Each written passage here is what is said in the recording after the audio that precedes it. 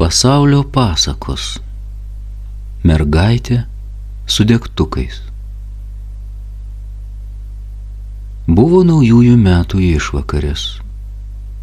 Miestelyje ausis raitėsi nuo šalčio. Snigo vilko kąsniais, o tarp namų kaukdama švilpė ledinis vėjas. Gatvėse žmonių buvo maža, o ir tie skubėjo namo laukti naujųjų metų. Buvo prieblandos metas ir naktis jau pradėjo gaubti miestelį didžiuliu juodu apsiaustu. Ta šaltą ir tamsų vakarą gatvėmis vaikščiojo maža mergytė, lyg neturėtų kur eiti. Jos ilgi auksiniai plaukai buvo apsnigti, nosis paraudusi nuo šalčio, o akis apsiblaususios iš nuovargio. Veidelis buvo dailus ir mielas. Sulopytas, nudrengtas apsiaustas vos dengė pečius. Jai ant kaklo kabėjo didelė pintinė degtukų. Mergytė buvo basa. Iš namų ji išėjo su kurpėmis, bet jos buvo tėvo, per didelės ir smuko nuo kojų. Ji pametė jas, bėgdama per gatvę, kad vežimas nesuvažinėtų. Vienos kurpės neberado visai, antrą pastvėrė kažkoks išdykęs vaikėzas ir nusinešė. Puikus lopšys mano sesers lėlėms, nusišaipė jis ir nukūrė. Mergytė bandė jį pavyti ir atgauti kurpę, bet kiek gali basa bėgti per sniegą su sunkia pintine ant kaklo. Ji nedrįso grįžti namo, ne dėl to, kad pametė kurpes, dėl to, kad per visą dieną nepardavė nė vienos dėžutės degtukų, neuždirbo nė skatiko. Ji gyveno su tėvu, mama mirė, kai mergytė buvo visai maža, juodu buvo vargo pelės ir ji pardavinėjo gatvėse degtukus, sunkiai pelnydama duoną. Mergytė bailiai artindavosi prie praeivio ir klausdavo: gal reikia degtukų, ponia? Mažos dėžutės norėtumėt ar didelės? Iš bado jai temo akise, o už langų visur degė žiburiai, iš visur sklido gardūs kvapai. Jau beveik naktis. Mergytė drebėjo nuo šalčio, bet namo eiti nesiryžo. Tėvas primuš. Be to, namie ne ką šilčiau, stogas skylėtas, vėjas sienas prapučia. Kas jos laukia namie? Mamos, kuri pabučiuotų ir pamyluotų, nėra. Naujųjų metų niekas nešves. Po močiutės mirties mergytė ją labai mylėjo. Tėvas nustojo su ją kalbėtis. Mergytė plumpino per sniegą, o per skruostus jai riedėjo ašaros ir stingo, virsdamos spindinčiais ledukais. Paskutinį kartą jį valgė užvakar. Kojos pinasi, jis sušalus iki kaulo gilonies, rankos sustyrusios į ledą. Reikia kur nors pasislėpti nuo vėjo. Mergytė susirado nišą tarp dviejų namų ir atsisėdo pailsėti. Susigūžė, pamėlynavusias kojas prisidengė drabužiu.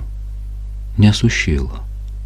Jei drįsčiau išsiimti iš dėžutės degtuką, užsidegti ir pasišildyti pirštus. Tik vieną, mažą degtukėlį. Tėvas nematys. Ir pagaliau mergytė išdrįso. Išsitraukė degtuką, brykštelėjo. Jis įsidegė, o liepsna buvo šilta ir skaisti kaip žvakės. Mergytė užstojo ją ranka, kad vėjas neužpūstų. Žiburėlis buvo toks gražus, toks malonus, kad vaikui pasirodė, jog jis sėdi minkštame, patogiame krėsle prie ugnies. Tarp storų pagalių šokinėjo raudonos ir auksinės liepsnos liežuviai. Skleisdamiesi it gėlių žiedai ir greitai visas pastiręs mergytės kūnelis sušilo. Ji jau tiesė pasišildyti kojas, bet ugnelė užgeso. Vėl liko vieniša tamsoje ant sniego, tik su nudegusio degtuko galu rankoje. Į nišą įsisuko skvarbus vėjas ir ji sudrebėjo. Jei drįsčiau uždegti antrą degtuką. Galėčiau svajoti toliau, pamanė mergytė. Tėvas nieko nepastebės, jei sudeginsiu dar vieną. Ir ji įžiebė kitą degtuką. Pašoko liepsna, nutvieksdama sieną meilia auksinė šviesa. Paskui plytos pasidarė permatomos, tarsi stiklinės. Ir mergaitė išvydo didelį valgomąjį. Jis skendėjo jaukioje, šiltoje krištolo sietynų šviesoje. Ant stalo apdengta balta kaip sniegas staltiese spindėjo porceliano lėkštės, sidabro indai, krištolo taurės.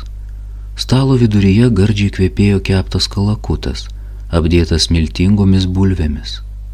Staiga kėdės atsitraukė, lyg kviesdamos mergytę pasivaišinti, o kalakutas nušoko nuo lėkštės ir pasuko prie jos. Ji jau ruošėsi paragauti kalakutienos, nes pilvas kurkė, bet degtukas užgeso. Liko tik žvarbus vėjas ir plika apledėjusi siena.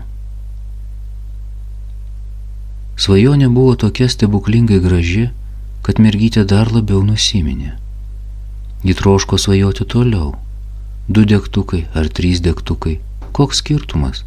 Tėvas nieko nepastebės, jei įbrauksiu dar vieną, pamanė. Ir mergytė uždegė 3 degtuką. Šį kartą atsidūrė prie puikios eglutės, papuoštos bumbulais ir apibarstytos įvairiaspalviais blizgučiais. Tokio gražaus ir didelio medžio ji kaip gyva nebuvo mačiusi. Net eglutės brangiausių miestelio krautuvių vitrinose buvo mažesnės. Ant žalių šakelių degė mario žvakučių, o viršūnėje tviskėjo auksinė žvaigždė.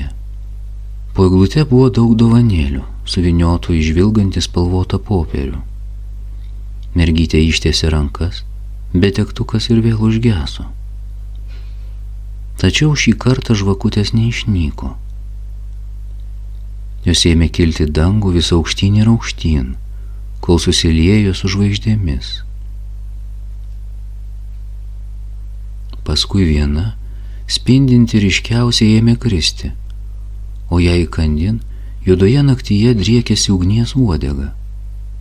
Kažkas miršta, pamanė mergytė. Ji prisiminė, ką pasakė prieš mirtį močiutė, kurią ji taip mylėjo. Krintanti žvaigždė tai žmogus, keliaujantis iš šio pasaulio pas Dievą. Mergytė nesusivaldė ir uždegė 4 degtuką. Buvo baisiai sušalusi ir dabar liepsnelė šviesoje pamatė mylimą močiutę, gražią ir spindinčią, romią ir gerą kaip kadaise. Ji meiliai šypsojosi. Kaip gerai mergytė pažinojo šitą šypseną ir kaip ją mylėjo. Lyg būtų sakiusi, nesirūpink, aš čia tavęs nepaliksiu. Močiutė išskėtė rankas, plačiai, plačiai, lyg norėdamas užšildyti ir nuraminti vaikaitę. Močiutė, oi močiutė, pasiimk mane, nepalik vienos, ašarodama sukliko mergytė. Nenoriu, kad tu išnyktum, kaip išnyko šilta židinių liepsna, skanusis keptas kalakutas, kaip didžioji eglutė. Močiutė, pasiimk. Ir mergytė skubiai uždegė visus dėžutėje likusius degtukus. Paskui brykštelėjo degtukus iš kitų dėžučių, kad tik močiutė neišnyktų. Degtukai degė taip skaičiai, kad pasidarė šviesu kaip diena. Tokią gražią ir didelę močiutę mergytė pamatė pirmą kartą ir puolė ją į glėbį. Šį kartą regėjimas nedingo. Močiutė apkabino drebančią mergytę ir jos abi laimingos nuskrido ten, kur nėra nei bado, nei šalčio, nei skurdo, pas Dievą. Pabaiga.